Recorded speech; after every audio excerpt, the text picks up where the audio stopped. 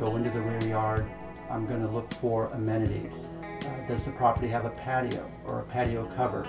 Is there a pool or spa, barbecue, fire pit, things like this?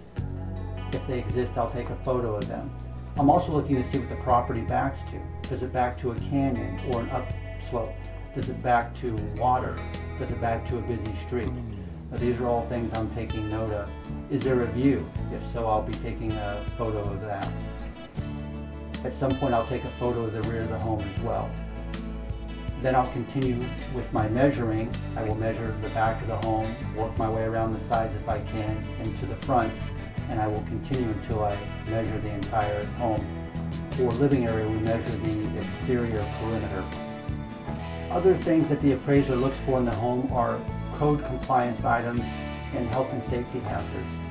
Now, with every lender, this can differ and the list could be very long. So what I'll do is I'll just mention some of the main things that most lenders I deal with here in California require us to look for. One of the items is a carbon monoxide detector. They're supposed to be located near the bedrooms. I often see them in the hallways near the bedrooms. There can be multiple of these.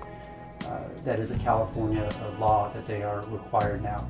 I also look for smoke detectors, and I also look at hot water heaters. If the hot water heater is in the garage, it needs to be raised at least 18 inches off the floor, and it needs to be double strapped for earthquake safety. Other items I'll look for are safety bars on the windows. If they exist, they need to have a quick release inside. Another thing I look for is the heavy-duty security screen doors. I look to see if they have an interior key lock. If it does, then I have to call that out in the appraisal. The lenders are looking for the thumb turn rather than the key. I have 2 tips for every homeowner in preparation for their appraisal. Number 1, I would recommend tidying up the property. As I've explained, the appraiser is walking through the home and taking photos of every major room and bathroom. So you want the home to look as good as possible to the appraiser, and also in the photos, keeping in mind that underwriters and reviewers from their desk located potentially in another state are looking at these photos and trying to get an impression of the condition of the property as well. So you want it to look as good as possible for your appraisal. Tip number 2 would be to make sure that you point out all significant upgrades to the appraiser.